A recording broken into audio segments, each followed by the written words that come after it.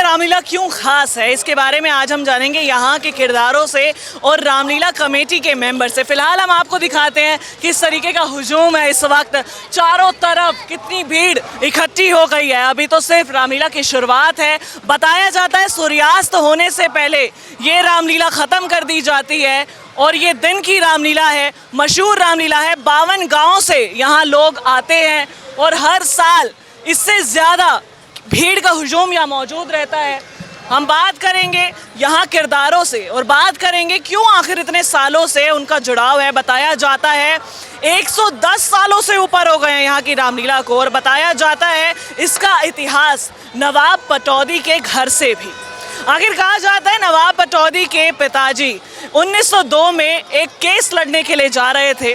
उन्हें यहाँ का नवाब घोषित करने के लिए उनके ऊपर एक केस चल रहा था, और जब उन्होंने दिल्ली में रामलीला होती हुई देखी तो मन ही मन श्री राम को अपना आराध्य माना और एक मन्नत मांग ली, और उसी के बाद 1904 में ये रामलीला की शुरुआत करवा दी। और हम पहुंच गए हैं इस वक्त पटौदी की उसी रामलीला में जो इतने सालों से यहाँ निभाई जा रही है। नवाब पटौदी का यहाँ से लिंक बताया जाता है, और बताया जाता है कमेटी का मेंबर हो या हर एक किरदार, हर किसी को 20 साल से ऊपर यहाँ हो गया है। आइए अब जानते हैं इस रामलीला की खासियत के बारे में और ख़ास बातों के बारे में।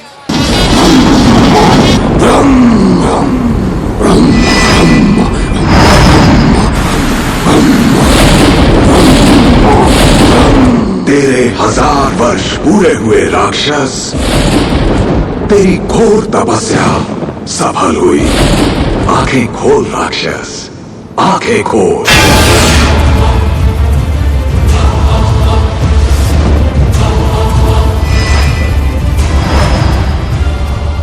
बोल, तुझे क्या चाहिए? सब चाहिए।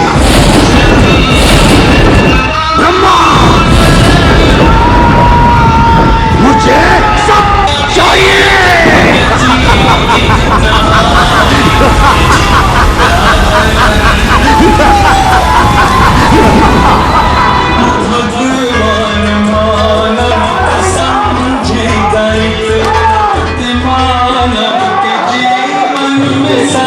हमने अक्सर किरदारों को उनका पाठ्य करते हुए देखा, अक्सर हमने किरदारों को देखा वो मंच पर जाते हैं, अपना पूरा कार्यक्रम वो ठीक से प्रस्तुत करते हैं, लेकिन उसके पीछे किनका योगदान असली रहता है, कैसे हर एक चीज़ को ठीक से सुसज्जित रखना, हर एक चीज़ को सिस्टमैटिक रखना, इसमें किसका कितना योगदान रहता है। अब उनसे बात करेंगे, रामलीला कमेटी के मेंबर से हम जानते हैं कि किसका कितना योगदान रहा है।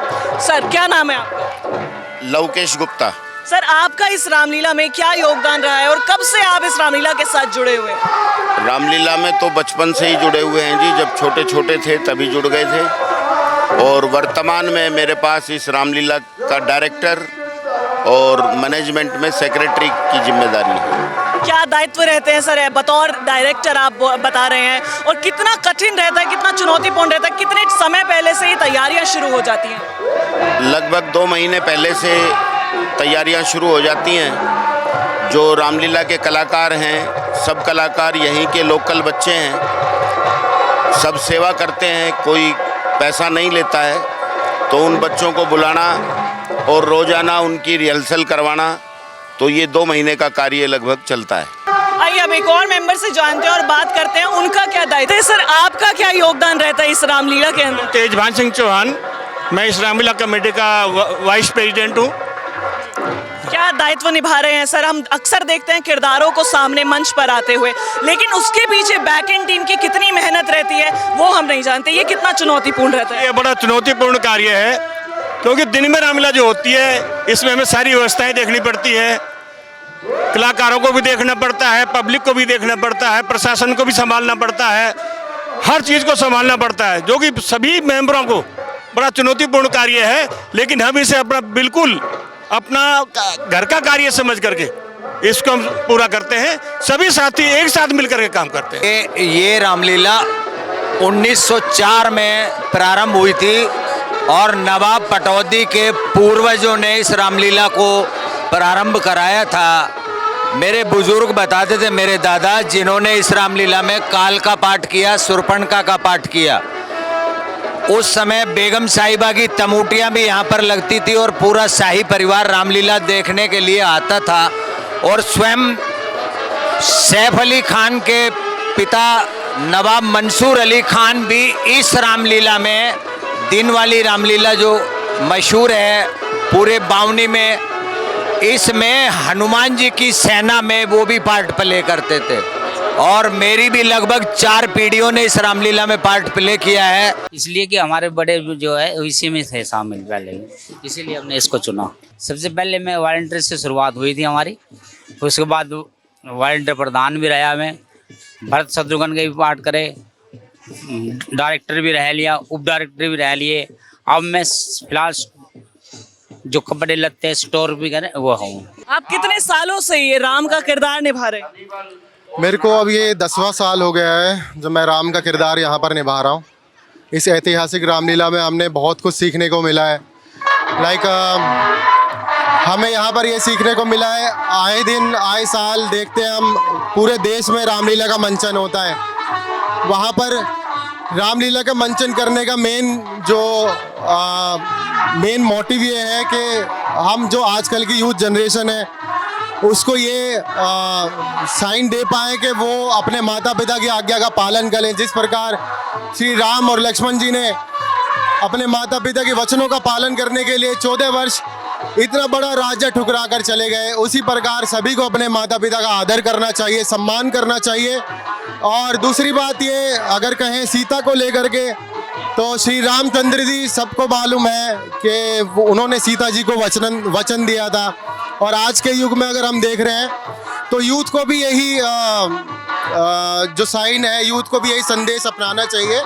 जिस प्रकार श्री रामचंद्र जी ने अपने आचरण से सभी का बदलाव किया था, उसी प्रकार से हमें भी आज के टाइम में वो अपना करके आज के टाइम को सतयुग में बदलना चाहिए। और हम भी यही चाहते हैं, आज किरदार निभा रहे हैं तो हमारे मन में भी यह ऐसी सीख मिलती है हमारे को भी कि हमें भी अपने माता पिता का आदर करना चाहिए, सम्मान करना चाहिए और सत्य न्याय के मार्ग पर चलना चाहिए। हनुमान का चरित्र निभा रहा हूं तो इसके बारे में कुछ वर्णन करना चाहूँगा।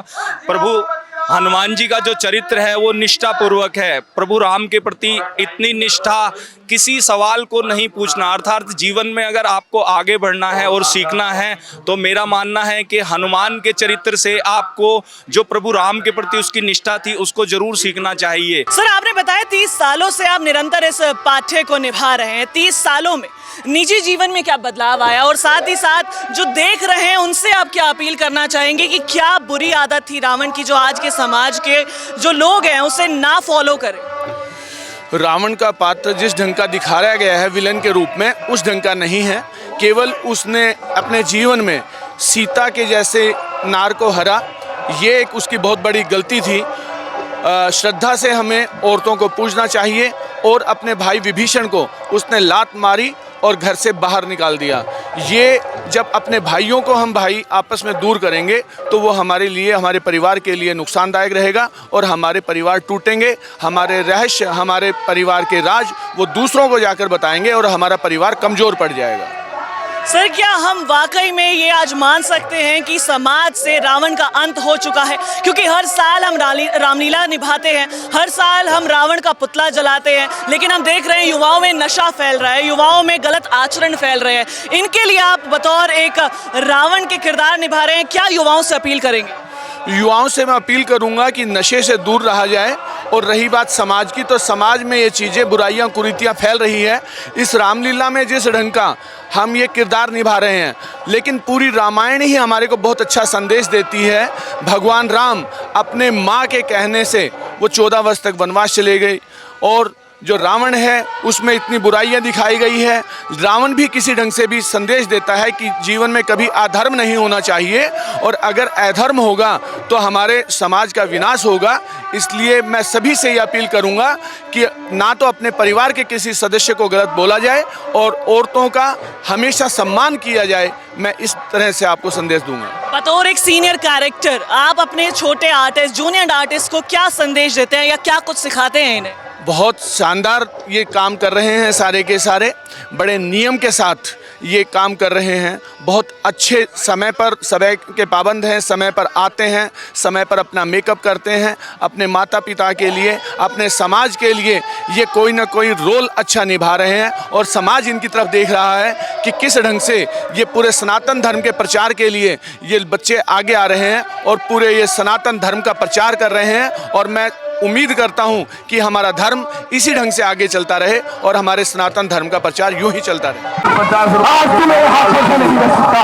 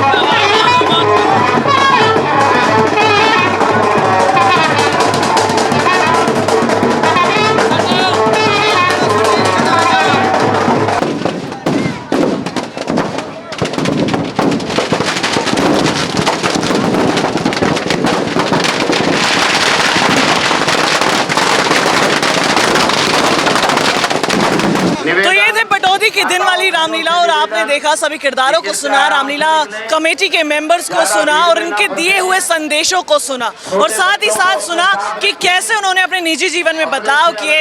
इस किरदार के माध्यम से उनके जीवन में क्या बदलाव आ पाए। मैं आशा करती हूँ इस पूरी रामलीला और उसके पूरे मंचन के माध्यम से आपने ज़रूर कुछ सीखा होगा। किरदारों के दिए हुए संदेश को आप अपने निजी जीवन में ला पाएंगे। इसी मंतव्य के साथ मैं अपना वक्तव्य समाप्त करती हूँ। मैं हूँ दामिनी वशिष्ठ, कैमरा के पीछे है मिथिलेश। इजाजत।